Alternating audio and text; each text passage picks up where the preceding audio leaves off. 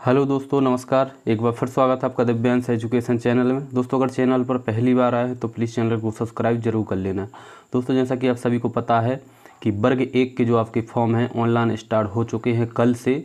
तो इसको लेकर कई अभ्यर्थियों के जो है कई तरह के कमेंट्स आ रहे थे। तो दोस्तों, इसमें एक दो ऐसी जो है अपडेट देखने को मिली हैं कि जिनकी वजह से जो है आप हमेशा के लिए आपको पछतावा हो सकता है। तो फॉर्म डालने से पहले दोस्तों एक दो चीज़ों को इनको सावधानी से देख लें, क्योंकि इनकी वजह से आपकी जो मेहनत पूरी बेकार जा सकती है। तो चलिए दोस्तों, वीडियो को स्टार्ट करते हैं। दोस्तों, जैसे ही आप अपना जो है सामान्य पंजीयन क्रमांक यानी कि प्रोफाइल पंजीयन डालेंगे तो उसके आगे जैसे ही आप आगे बढ़ेंगे तो कुछ इस प्रकार से जो है आपको यहाँ पर अपडेट देखने को मिलेंगी। इस प्रकार से आपको जो है टिक यहाँ पर किया जा रहा है। तो एक यहाँ पर जो महत्वपूर्ण अपडेट है यह है, यहाँ पर आप देख रहे हैं जो आपको दिख रहा है कि क्या आप अतिथि शिक्षक हैं। यदि हाँ, तो क्या आपके द्वारा न्यूनतम 3 शैक्षणिक सत्रों में न्यूनतम 200 दिवस मध्य प्रदेश के शासकीय विद्यालय में अतिथि शिक्षक के रूप में अध्यापन कार्य किया गया है। यहाँ पर दोस्तों मैं आपको बता दूं कि पहले ही यहाँ पर टिक करवाया जा रहा है।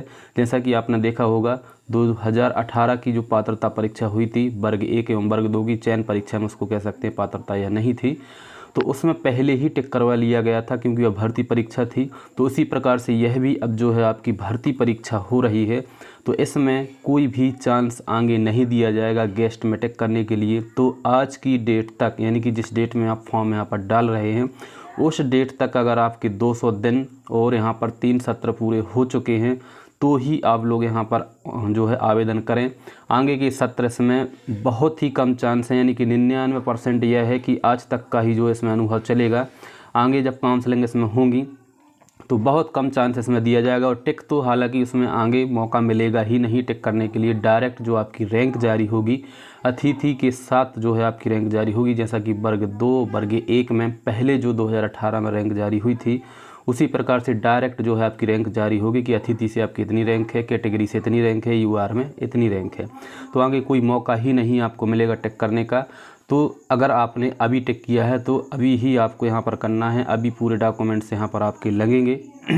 तो आप यह गलती ना करें कि आप सोचें कि आगे हमें मौका मिल जाएगा टिक करने का, तो इसमें जो है आपकी मेहनत बेकार हो सकती है। तो आप लोग इसमें टिक ना करें। हालांकि अगर आपके नंबर अच्छे खासे आते हैं, यानी कि आपका कैटेगरी से सिलेक्शन हो जाता है या यूआर से सिलेक्शन होता है, तो भले ही आपने गेस्ट में टिक किया है, गेस्ट में आपका सर्टिफिकेट आप वहाँ पर पेश नहीं कर पाए, अनुभव नहीं कर पाए, तो आपको बाहर नहीं किया जा सकता। आपको यूआर से या तो आपकी कैटेगरी से ले लिया जाता है।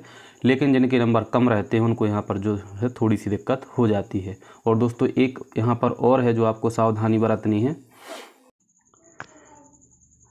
यहाँ पर कई लोगों के अभी भी कमेंट आ रहे थे सह विषय को लेकर। हालांकि जब पात्रता परीक्षा आपकी हो चुकी है, आप उसमें उत्तीर्ण हो चुके हैं, तो अब इस प्रकार का जो है क्वेश्चन नहीं होना चाहिए। लेकिन कई लोगों के अभी भी कमेंट आ रहे थे कि सर मेरी जो बीएससी है मैंने की है, इसके बाद में मैंने एमए इंग्लिश से कर लिया है, तो क्या मेरी मेहनत बेकार तो नहीं जाएगी। तो ऐसा नहीं है। वह रहता है दोस्तों, जैसा कि आप यहाँ पर देख रहे हैं, अलाइड सब्जेक्ट का मतलब रहता है कि यहाँ पर जो दिए गए हैं अलाइड सब्जेक्ट व्यवहारिक गणित, सांख्यिकी, कंप्यूटेशनल मैथमेटिक्स, औद्योगिक गणित, अगर इन शाखाओं में आपने एमए मतलब एमएससी की है, इन शाखाओं में से अगर किसी सब्जेक्ट में एक में आपने एमएससी की है तो आपका स्नातक स्तर पर गणित होना जरूरी है।